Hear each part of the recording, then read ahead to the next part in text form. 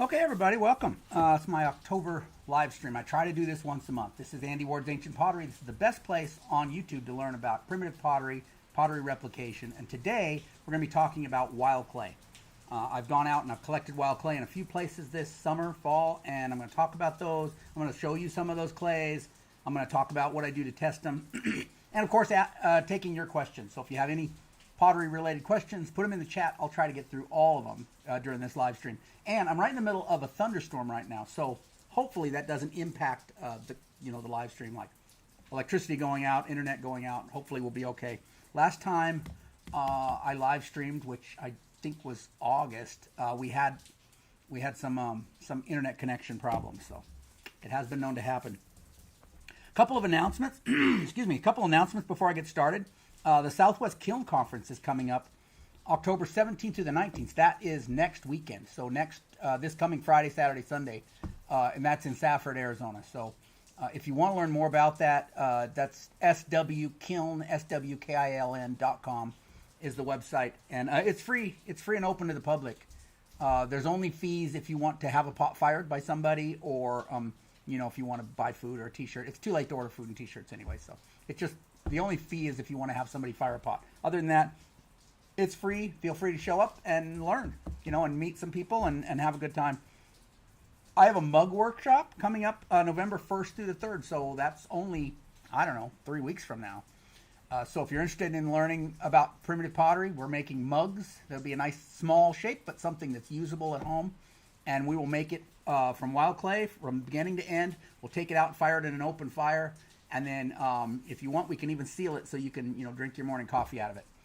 And that's taking place here in Tucson at a place called Fort Lowell Park. So if you're interested in that, that's on my website.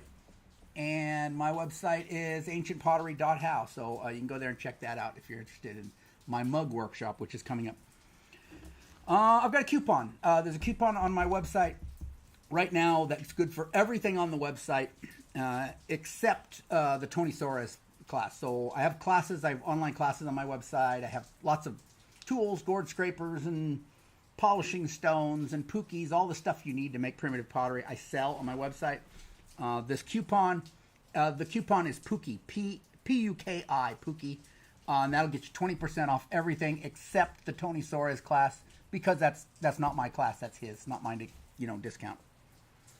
And my Chaco Canyon video, which I went up to Chaco Canyon about, 3 weeks ago, and spent some time recording up in northern New Mexico about Chaco Canyon, which was an ancient culture here in the Southwest.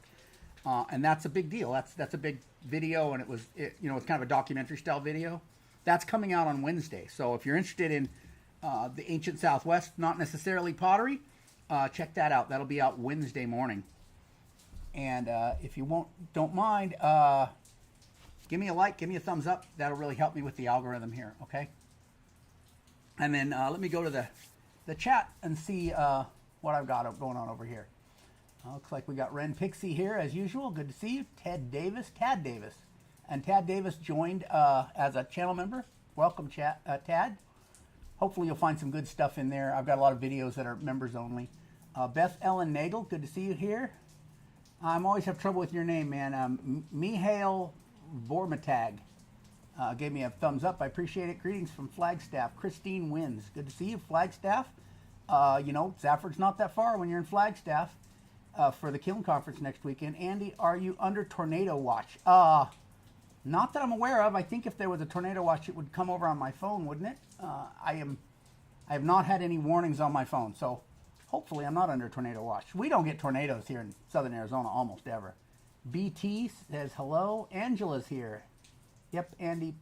Pagosa Springs, Dolores had flooding. Yeah, I'd heard that. So we're talking about the flooding in the Southwest recently.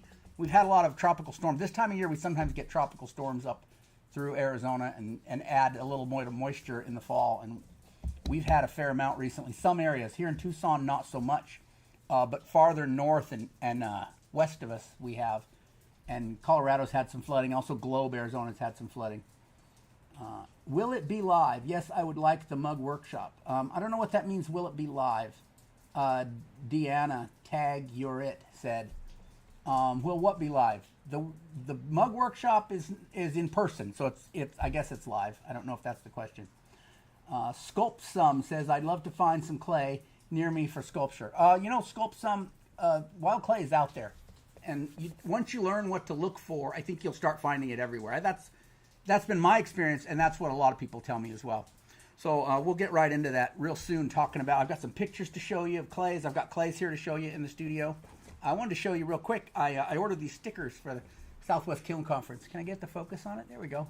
It's hard to see because the back, the sticker backing is white, but it's clear sticker, and it says Southwest Kiln Conference, established 2003. And so these are nice stickers, and I'm going to be selling these at the conference next weekend. So just showing you what I got. I've also got t-shirts. I don't have one with me, but the t-shirts are in. Just about everything's ready. Just got to show up and have fun. So it should be fun. Jeff Cooper is here. Hey, Jeff. Good to see you. Jeff's from Deming, New Mexico. All right. Let me get right into it then. I'll show you what I've got here on my slideshow. So there's a type of pottery. I'm often talking about Salado polychromes. Those are a type that was made here in southern Arizona in, say, the 1300s. But that type, the broader type, which is oxidized organic paint. So it's painted with organic paint. That's a boiled down plant material. And it's a lot of that old black on white, like you see there in the background, not the subject of this photo, but the one behind it. A lot of that black on white was painted with organic paint back in the day. But those are all smothered. Those are reduction fired black on white. And so this oxidized is something different because it has to be fired differently in order to get reds. This developed in an area along what is called the Puerco River in eastern Arizona, northeastern Arizona. It runs from roughly Holbrook, Arizona to like Gallup, New Mexico. And along there, in maybe the thousands, something like that, like 1000 AD, 1050, something like that. This type developed. This is called Sholo black on red. This is the first oxidized organic paint. That is, it's painted with organic paint. It's fired in an oxidation atmosphere. And it was on a red background like this. Black paint, black organic paint on a red background. I'll show you some organic paint in a minute here. But I'm just establishing where I'm going with this, first of all. So this is what Sholo black on red looks like. The black is organic paint. It is fired in an oxidizing atmosphere, or you wouldn't have red. If it was fired in a reduction atmosphere, like that black on white pot behind it, then that red would be gray. It would be black on gray. So very unique, different technology to make that. Now this shows you that this is from the Museum of Northern Arizona. This is talking about, if you look at the little, what do you call it? What explains the map? It's the I can't think of it, table of contents sort of thing, where it says whiteware paint. So this has to do with specifically whiteware pottery. This isn't everything in the Southwest, but so this doesn't include the redwares like we just looked at. But this will give you a clue, right? So with the brown line, that kind of beige line, that encompasses the places where pottery was painted with organic paint. And then that black line, that's places where they used mineral paint. And then that kind of a charcoal gray color, that's where they used both. Or do I have it backwards? No, maybe the charcoal gray is black and is mineral, and the dark one is both. Okay. At any rate, down here in the middle of mineral paint country, see where it says Cibola at like center bottom of the image here? Right about where that C is in Cibola, that's about where that Puerco River is. So right in the middle of mineral paint country is where this oxidized organic painted pottery, this redware that is painted with organic paint, began. That's where it started being made, along the Puerco River, which I said is roughly like where that C is in Cibola. Okay, so if we wanted to recreate that, let me go back. If we wanted to recreate this pottery, this oxidized organic painted pottery, we would think, well, if it was developed in that area where the C is, then that must be where the materials are for making that. So let's say we go up to Mesa Verde country up north, where they have a lot of organic painted black on white pottery, and we looked for that, what they were using. It was a white slip that held rare clays hold organic paint. It would be a white slip, but if we're looking for that Sholo black on red down there in the Cibola region, We're looking for a red slip that holds organic paint. We're looking for something that's even more rare, something really unusual. So I was out recently with some friends. They took me out to an area in northern Arizona. This is roughly, if you know where Sanders, Arizona is. Sanders is right on Interstate 40, real close to the New Mexico border. This is kind of southeast of Sanders. And there's these badlands out here with tons and tons of clay. Badlands are always, mostly clay. So there's this greenish material you can see below me here, right below where I'm standing. And that might fire kind of gray or maybe even white. I don't know. I didn't try any. I mean, some clays, it depends on what you're trying to recreate, but some clays are fairly common, like gray clays on the Colorado Plateau are fairly common.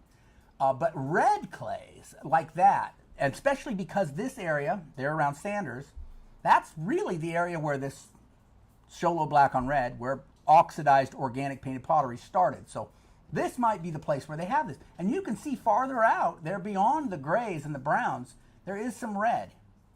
And here's another picture. So I'm standing up on this ridge top looking out there at these hills and hills of red, and I said, man, I gotta try that. So I hiked out to it, and I don't have any pictures there of up close, but the top layer, let me go back, hold on. So the top layer was really good red at just solid clay, just pure clay. I should have taken some pictures of it. I have some with me though, I'll show you in a second. It was pure clay, but as I got down, it was deep, it's that's got to be, I don't know, 40, 50, 60 feet deep, that red clay. And, as you go down, it may change, may get lighter or darker or whatever. But as I got more than, say, the first 5 feet, it became full of selenite.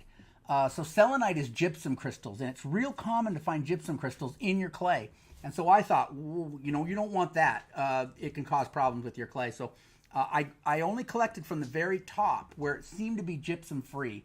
And it's a nice red, so I'm going to find out now, and I'll show you that in a little bit. I'm going to find out whether or not that red clay holds organic paint, which is very, very rare to find a clay that holds organic paint, and even more rare that I find one that is red that holds organic paint. But I'm hoping, because I'm in that area, as I showed you earlier, where that show low black on red had been made back in the day. So that's my hope. This is like an aerial view of that area, and you can see the colors in there.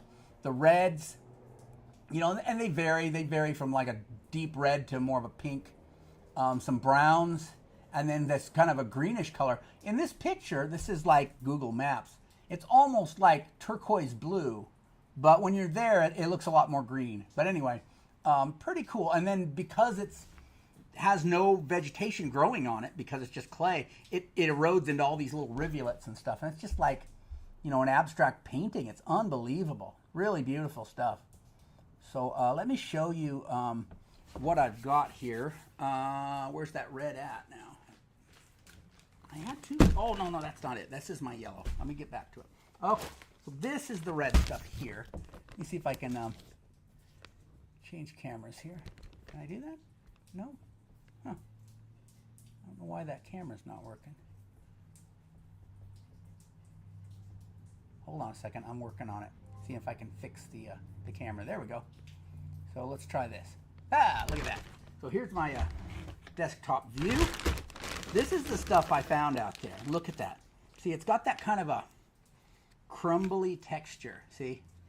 That's right. That's right. And for like a clay that's been weathered. It might be like a bentonite or something, but that's okay because I'm only using it for a slip. The ancients only used it for a slip too. So I don't care if it's a good building clay, but it's got a nice red color, and it's definitely clay, or has a lot of clay in it. Sometimes it's hard to tell, and I'll talk about that in a minute here. And so this is another one I got a little farther south, a few miles south of there, but it seems like the same formation. And you can see it's got a similar texture and a similar color. So I want to try both of those to see what I get. So here's what I did. Let me move stuff around here on my workbench. I made myself yesterday a little test bowl. This is from some clay that I collect in Safford area, where I'm going this weekend. And so the best way to test, especially these slip clays, is to just make yourself a little test bowl Now, you can see, let's see if I can show you here.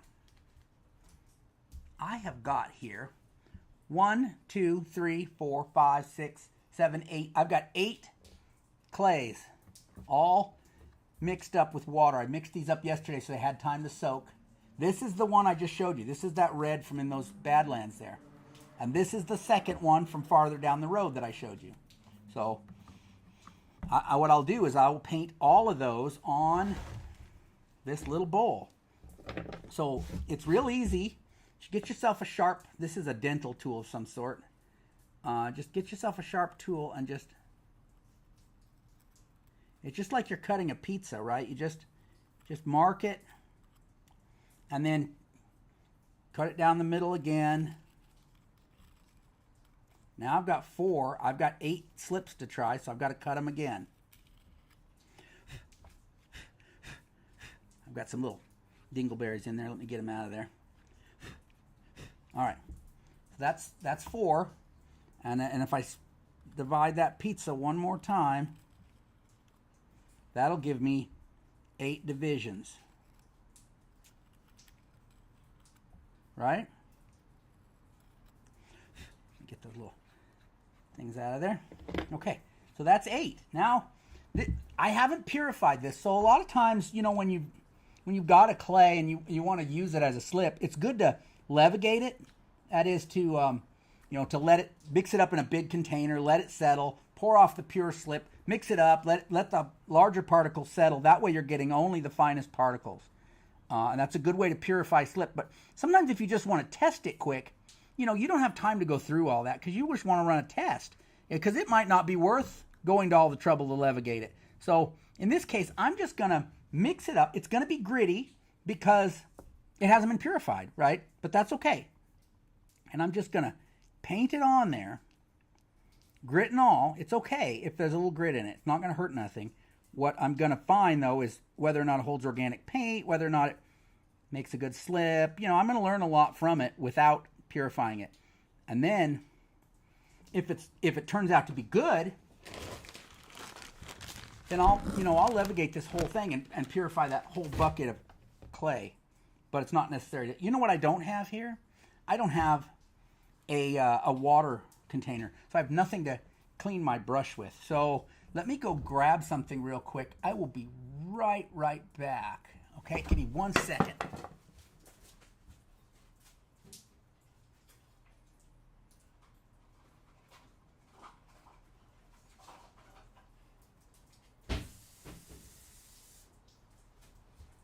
Sorry about that, everybody.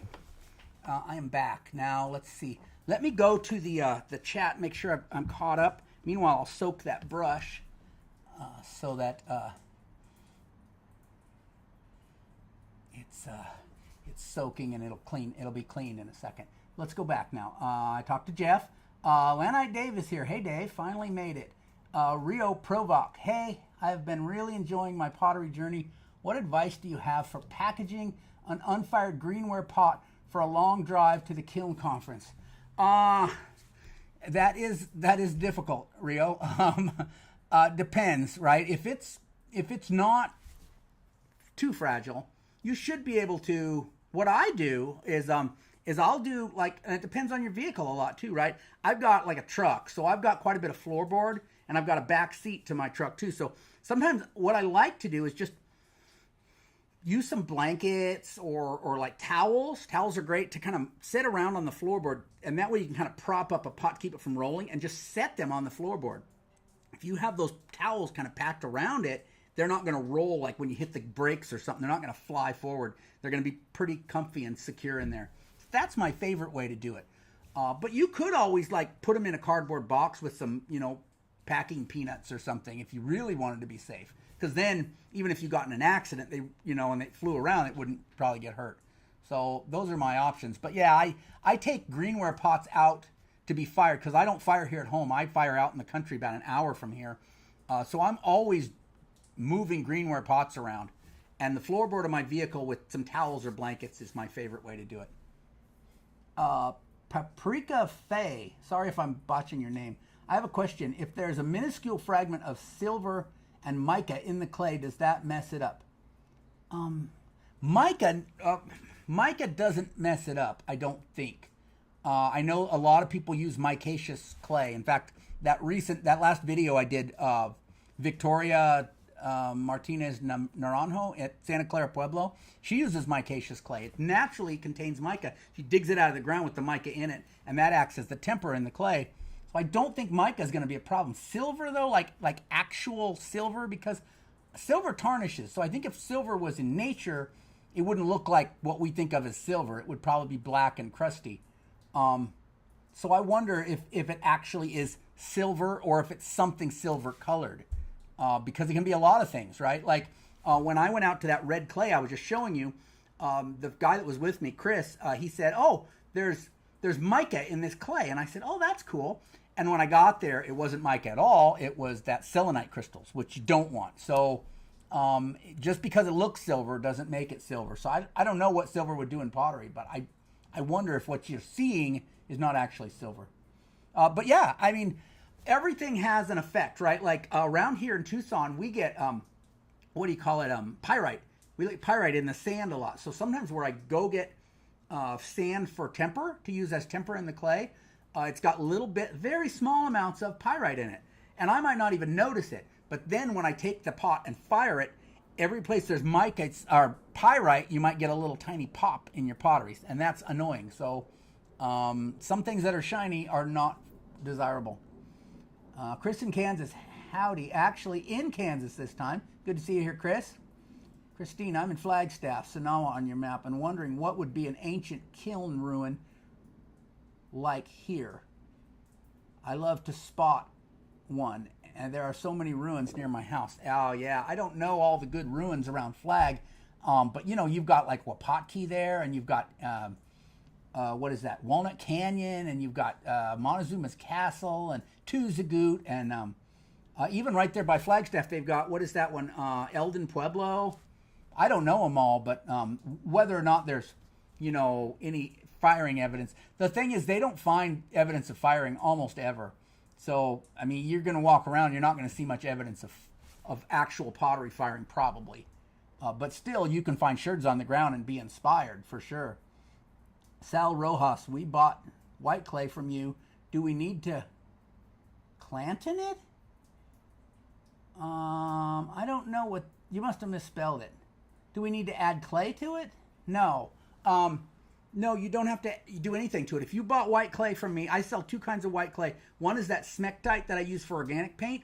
It's 99% pure. Usually what I do with that is just pass it through get it wet, mix it all up, let it slake down real good, and then pass it through either like a paint strainer bag or one of those little they're little funnels they sell. They're paper funnels you can buy at a hardware store, and they're for cleaning the lumps out of paint.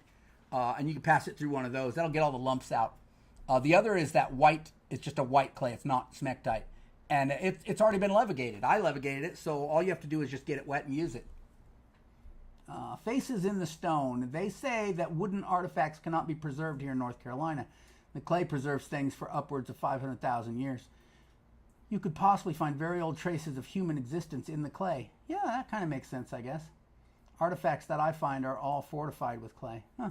Interesting. Yeah, I don't know about that because I mean, I'm always out here in the Southwest where things are very dry, so it's a little different. Okay, let me go back to what I was talking about then. That was the Badlands out there. Let's look at this here. So the next one has to do with some clay that I found here in southern Arizona. I was out for a trip last month and found this. So this is out by a place called Washington Camp, which is kind of down near Nogales, real close to the Mexican border. And you can see the kind of crackly texture in here. And I collected some of this, just the crackly parts, not the rocky parts. And then I levigated it real good. So that is, you put it in a 5-gallon bucket, you mix it up with water, you let it sit for, 3, 4, 5 days till it's all mixed up real good. Get in there with your hands, kind of break up all the lumps, stir it up, and then let it set for, a minute or so those silt-sized particles will settle to the bottom, and then pour off whatever's in suspension, which will hopefully be just your clays, your really, really fine particles. And that's the way to separate the clay from the other stuff. And so that was that stuff from Washington Camp. And I have that here as well. So here is that. Let me change back to my other camera real quick. Okay, so this has been setting in water for a while. And here's the thing. When I levigated it with the other one that I'm going to show you next. So they're both here, and they're both almost the same color. But I'll show you this Washington Camp clay.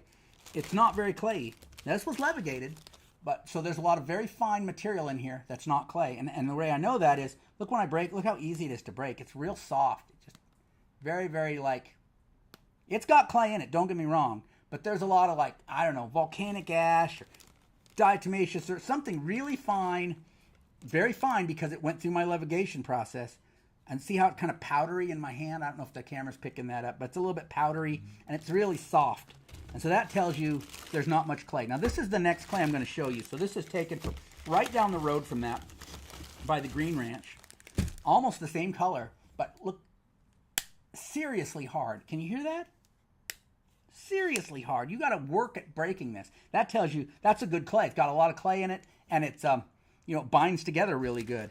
So even though out in the field this looked like better clay than this is better clay. So let me show you that real quick, that other clay. So real quick, just to remind you, this was the stuff. This was the Washington Camp clay that I just showed you. And again, that was levigated. I brought it home and levigated it, so it's already been purified, unlike the red stuff. And then this is the stuff just a couple miles down the road. And look at that. See the whitish material? You wouldn't even have known it was clay. I was no crack, or very, very minor crackling in it. I'm sorry, the picture below it comes up when the video's done playing, so I have to restart it. There's no, like, I can't pause these videos in OBS, so I apologize. But there's nothing to say it was clay except that I thought it looked a little bit clay, and the color was interesting because I was interested in those light-colored clays, you know. So I dug it. I dug a little bag of it, and I took it home, and I levigated it. And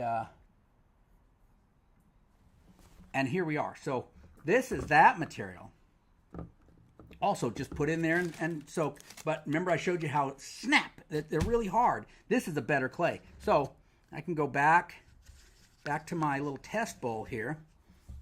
Hopefully I got that cleaned out good.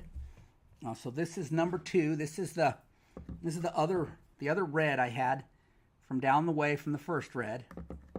And I'll put that right in here. I'm going to go around the bowl in a clockwise manner. That way I can keep track of which is which. I've got them all numbered in the container. The containers I have numbers on them, see? That way I can keep them straight. I also wrote down in my phone what they were. Seems to me that this second one is a little bit, maybe not quite as sticky and consistent as the first, but it could be that I just have a different proportion of water to clay in here. So it might just seem that way. And then 3, this was that Washington Camp stuff, which, like I said, was very soft. Probably not going to make a good, hard, decent clay. It's going on very watery. Maybe that's because it doesn't have that much clay in it. Or maybe I added too much water. I don't know. It's going on very watery. See how watery that is? I'm going to need about 5 coats of that stuff. That's a mess. I'm not too fond of that. Now, you know, maybe after the live stream I can add some more clay to it and get better results. I don't know, but see this stuff here, this is looking a lot more cohesive than the first. See, that's going on much smoother. It might just be that it has higher clay content, so it has a better, a stickier quality. I'm not going to need as many coats of that for sure. Okay, so that's where that's at. And what'll happen is once this dries, I will paint some organic paint on it, and I'll fire it, and we'll see which one of these holds organic paint well, which one, you know, the colors they fire to. We'll learn a whole bunch from that. So that's where that's at. Let me, hold on. Let me change the camera here. Thank you. All righty, guys. Let me go back to the chat and just make sure I'm all caught up. Hip chick, the hippie chick. Excited I caught you live. Currently following your videos and just finished my first pinch pot after harvesting my own clay. Wish me luck. So far so good. Thank you for the video. Yeah, I'm glad. Let me know how that comes out. That's exciting. Christine, when your soft powdery clay is like the clay near my house, I had to strain it through an old stocking to remove really fine bits, and I think it's volcanic ash in mine. And sometimes it's hard. Like if you watch that video I made in Mata Ortiz where they were making their clay, they were adding something like volcanic ash to their clay, and then they were straining it through like cloth, and that clay was still tempered even when they were done. So sometimes if it's got a lot of that powder in it and it's really fine, you can't hardly strain it out. You can't hardly levigate it out. You know, the only thing you can do is add some more clay to it. It's usually dry here in Tucson, and it is really hot. It's really humid right now because that storm came through. It's only 80 degrees, but it's just muggy, so I apologize. I'm a little sweaty today. So let me show you the next clay I had on my deal. Did I cover all the questions? Yeah, I did. Any experience with red clay from Fence Lake area? Yeah. Ren Pixie asked about red clay near Fence Lake. Now, Ren Pixie, I've collected yellow clay out near Fence Lake, and it fires red, but I've never seen any clay out there that's actually red, so I don't know. Depends on, tell me what you have. Do you have red clay from Fence Lake? So if you go south of Fence Lake, there's like a county road that goes south there, and there's a hill out there. I'm trying to think what the name, Merino Hill, where the road goes down, down, down, down, down. And there's all kinds of clay along that cut in that road, that yellow clays and gray clays. And that's what I've experienced with. And a lot of those fire kind of a nice orange color, or like a brick red, not a real bright red. That's my experience with Fence Lake area. Okay, let me go back to my slideshow and see where we're at. Okay, so that was that white stuff from southern Arizona. That's real close to the Mexican border right there. That's down there low. Okay, so this is the next clay I'm going to talk about that I have here with me is that smectite. So this is the smectite that I sell on my website, and it's good. I've been using it for Solado polychrome for years. So if I just go back here, grab a random piece of Solado polychrome like this one here. I've been using it for years. It makes really great white clay with organic paint to make that black designs on it. And I've been using it for a long time. I sell it on my website. It's pretty good. But I have some questions about it, and that's about the source here. So I'm going to talk a little bit about the source and show you some about it. So when you dig in here, it just looks kind of gray, right? But once you get in there and start looking at it up close, there's really two colors. There's purple and there's green. And I found that the green will fire a little bit yellowy, and the purple will fire a little bit pinky. And then there's powdery stuff. There's this white powder on top, just like dust. I wouldn't think it was clay at all, but I've thought about it, and I think it's decomposed the stuff I'm digging. I think it's just on the surface, it just, somehow weathers into just powder, which is strange. So I want to test that. I also want to test the really purple stuff because I've kind of avoided it. So let me show you what I have here. I'll go back to my scene and change my camera. Okay. So when I was out there last, man, it's a big heavy bag. Because there's so much more of the purple than the green, and I've avoided this. This is really quite dark purple, as you can see, and I've avoided it in the past, but I want to test it. I want to see, first of all, if it holds organic paint, and then, like, what color am I going to get out of that? Is that going to give me, like, almost a red color? Because, like I said, the purplish stuff tends to fire a little bit on the pink side. Not really super pink, just lightly pink. But this stuff is really dark purple. And so I want to test that. So I've got some of that. And then, let me show you the other thing here. This is that powdery stuff from the surface. So this is, look, it's just powder. It's just like, it's dust. You would never walk over this and go, oh, that's clay. There's nothing clay-like about it. But it's on top of all the good clay. So my idea is maybe, just maybe, that's actually what that weather's into. But I don't know. We're going to find out. So let me show you real quick. Oh, here. Oh, no, that's that one. Sorry, wrong one. So here I am digging this stuff. And I've got to get through the powder and get down under it. So I've got to move that powder out of the way because it's just, the top is all kind of just weird. And then once I get down in there, then it gets really, it gets even weirder, okay? So we get all the powder scraped off the top, and I'm ready to start digging some clay. I want to fill that bucket with it. And I put it in there, and I'm doing okay. And then look, let's see if I. First of all, there's crystals in it. I'm chunking the crystals out because I assumed they were gypsum crystals, but after looking at them, I don't think they're gypsum. They're not water soluble at all. I've soaked them in water or even acid for a long time. They have no reaction. Now, but here's those. Look at those flaky things. That's interesting. See how flaky that is? It just look up here. It's doing the same thing. See it? Pieces of clay kind of packed in there. So if you've ever bought that smectite from me, you might get some of that. Those flakes in there. That's what that is. It's weird. It's acting like flaky like playing stuff. cards. Yeah. It makes really great. Look at that. You know, slip. Here's those crystals. I'll show you real quick. I'm going to hand them to my wife. You can see them. They are not gypsum crystals. They're not selenite, which is common in clay to find selenite. Those are not selenite. But what they are, I don't have any idea. But you find them in there, and even if you buy some, sometimes you might get a tiny. I try to clean them out, you know, because you're paying by the ounce. But sometimes you'll get a tiny one in there, and I don't know what they are. You know, once you run them through a sieve, you will. You'll take them out. I would like to know what those are. I have no idea, but there's crystals in it. Very strange clay, very strange, but it works. It works real good. So here, let me go back to my my desktop cam. So I've got 5. Okay, so here's. I gotta wash my brush off. Sorry, I gotta wash my brush.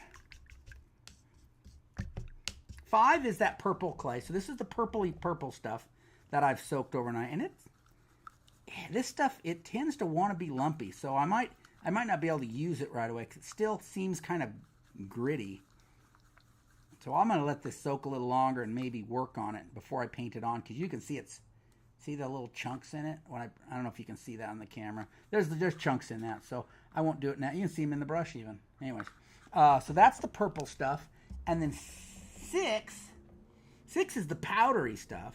So that's the weird powder stuff. I want to try that. And again, I've got that same kind of wants to be gritty stuff. It's very strange. You know what sometimes I do to this stuff is I'll put it in like a blender and like blend it really fast, and it'll make like what's the word they use in there's a word they use in culinary arts.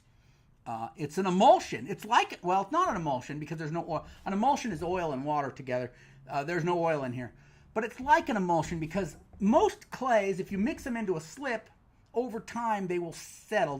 The particles will settle to the bottom. You'll be left with some liquid on the top. This stuff turns into it's like mayonnaise, right? It has like a really smooth, creamy texture, fairly thick, like the kind of hand lotion, or like I said, like mayonnaise or something, a thick solution, and it stays that way indefinitely. So have I got some with me? Let me see. Yeah, so like this. Change the camera again. Hold on. So. And it'll just stay this way indefinitely. I can leave it here for months. This what happened to this one is it dried out a little bit, and I just added water to it yesterday, so it dried out a little, but it didn't settle. So it's got some lumps in it, you can see, but it'll stay like this indefinite, like forever. And sometimes if it's been sitting for a couple weeks, you'll come in and it's almost kind of firm to the touch, but then you can break through it and kind of mix it up, and it's still just weird. Look at that. It's like gelatinous. Crazy stuff. Anyways, that's the stuff. That's the good stuff. So because it tends to want to kind of lump, if you run it through like a blender or something, you can make it into this like light, airy material here. That's great for a slip and will stay indefinitely as long as you can keep the air out of it. So that's good. One way to deal with the kind of its tendency to lump up. Okay, let's see. Let me. So those will all go on my test bowl. Uh-oh. I got some dust on here digging in the clays. There's a little bit of dust stuck in the clay, the slip there. So I'm going to hit those other ones with another coat, and then I'll put those smectites on later because they need a little bit more work. But I wanted to show you how to do that, how I would run that test and just paint those all on there. And then it'll be great. I can just run it through the fire. In fact, I'm going to be out firing at the Kiln Conference next week, so it'll be great. If I have time, I will just fire that there. It's a great opportunity. It's after 4. Let me hit my notes again real quick while you're here. Southwest Kiln Conference, October 17th to the 19th. That's Friday, Saturday, Sunday next. So that's in Safford, Arizona. It is free and open to the public, so come on out. The Mug Workshop, November 1st through the 3rd. That's coming up really fast. That's here in Tucson. So you can go to my website. My website is ancientpottery.how to sign up for that if you're interested in my Mug Workshop. It's here in Tucson. 1st through the 3rd of November. And there is a coupon that you can use on my website to order clay or mug workshops or whatever. And the coupon code is PUKI, P-U-K-I. Okay? If you can give me a like, I'd appreciate it. That'll help me with the algorithm. I appreciate that. And my Chaco Canyon video, which is a big deal. I traveled up to northern New Mexico, shot this video. That's coming out on Wednesday. So if you're interested in my history documentaries, it's not so much about pottery.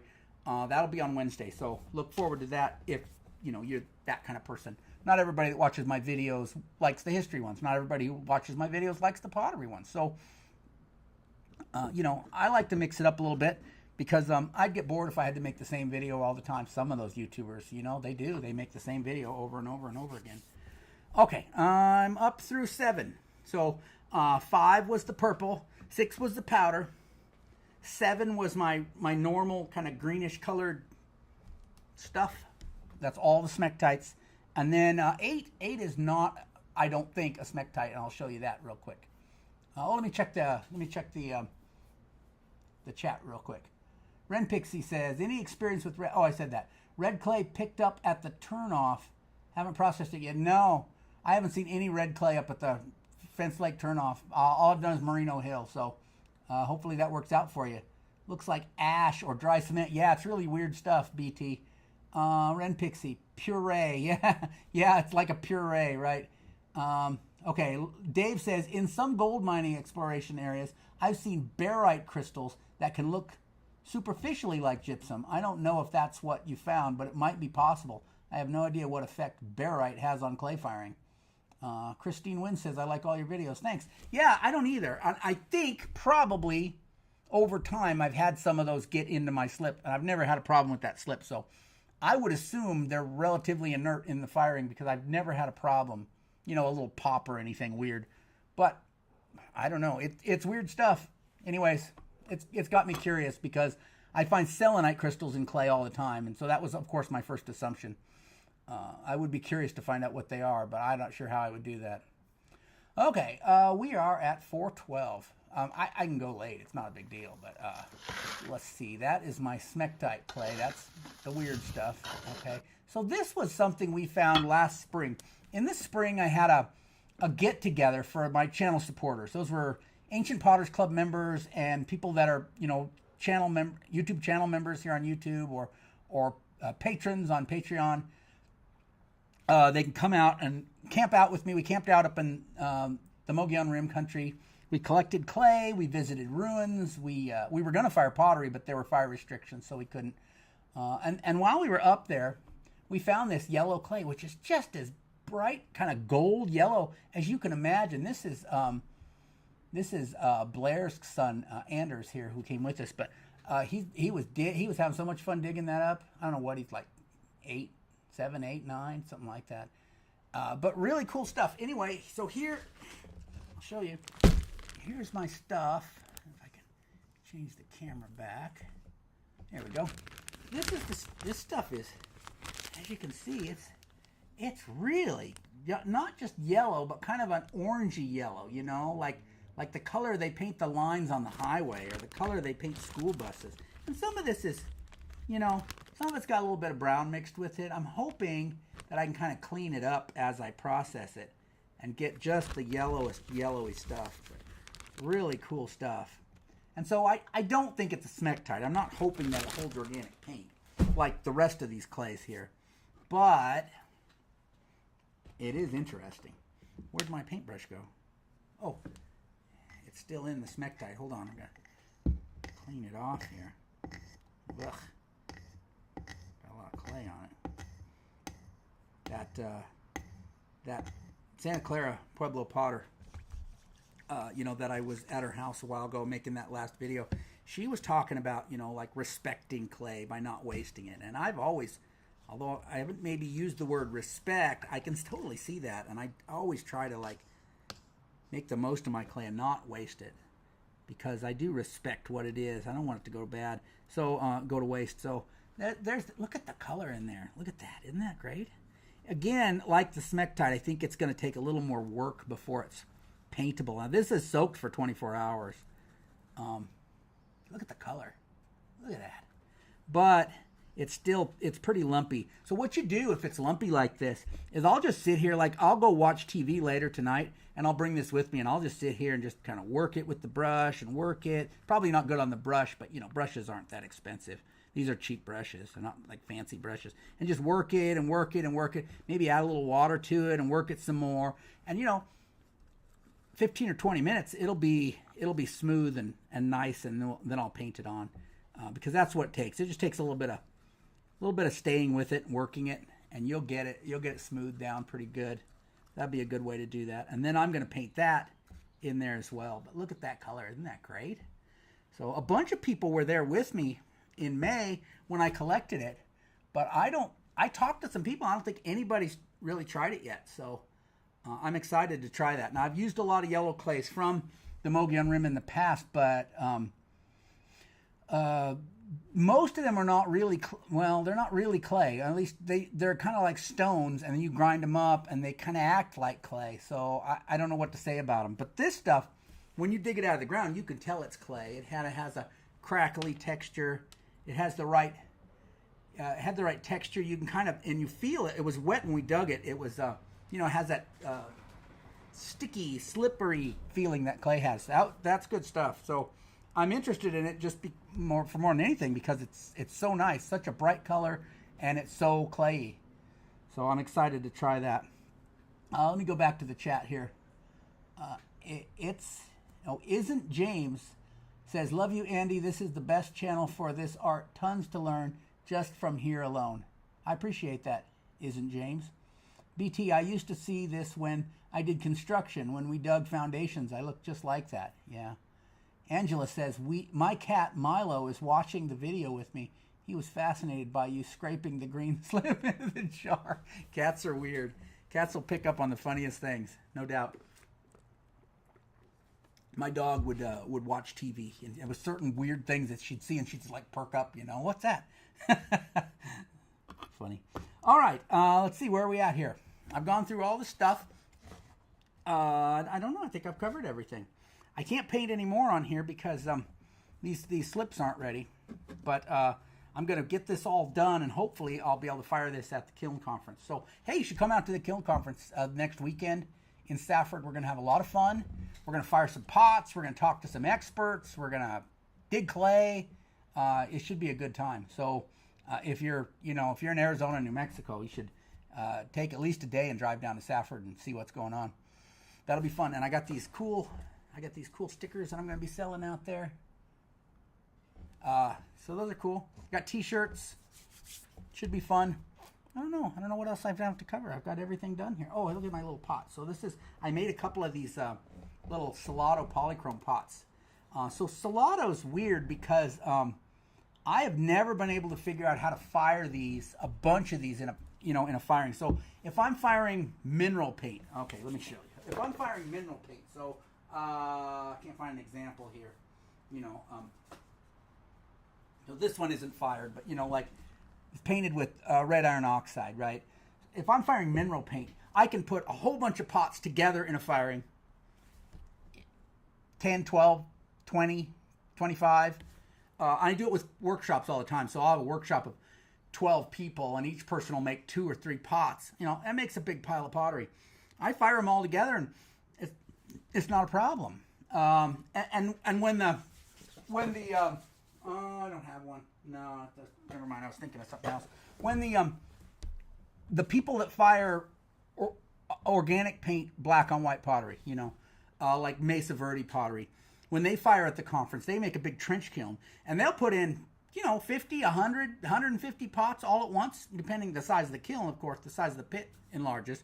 But they'll put them all in together and fire them together. Great. I I have yet to be able to figure out how to fire Salado polychrome in a large batch, and that's why I stopped doing workshops of Salado pottery, because the last couple I had, I would do like different loads. I would fire like 3 or 4 together, and then 3 or 4 again, and 3 or 4, and it'd take me a while. It's a lot of work to fire over and over again. So what I need to figure out, I know there's got to be a way. There's no way I think that the ancient potters weren't always firing these like solo, but to fire like a batch of these at once. So I'm experimenting. That's what I want to experiment with. That's why I made a couple of these small Salado pots. Here's one here that's already painted.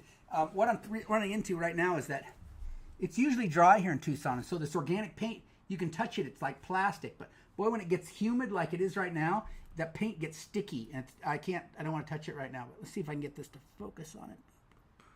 Hide your face. Anyway, that's painted with yucca paint. So it looks yellow now, but it'll fire black. It'll be like this, when it's done.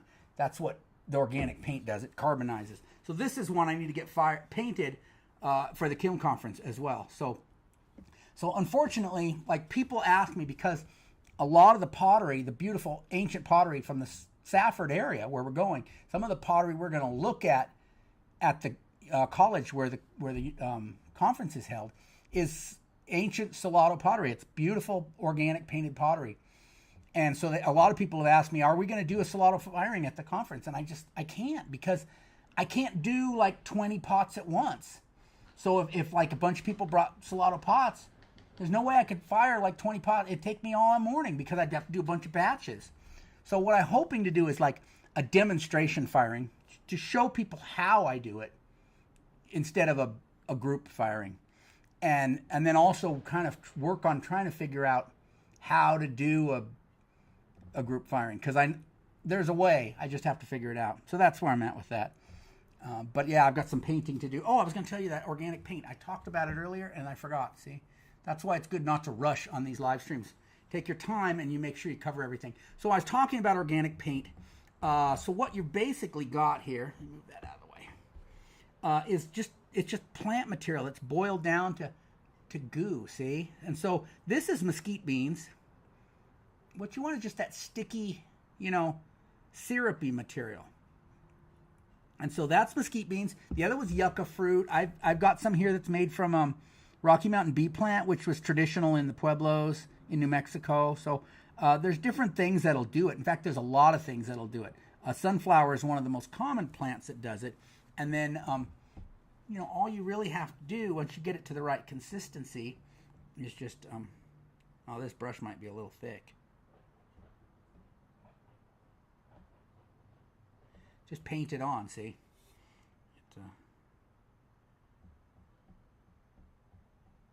My mesquite bean paint there. And the thing about mesquite beans is they're high in sugar. So this paint is actually delicious if you taste it. Little known fact there. Okay, so that's all there is to that organic paint. And so then this stuff will keep indefinitely. I keep it in an open container, a little ceramic container like this works good.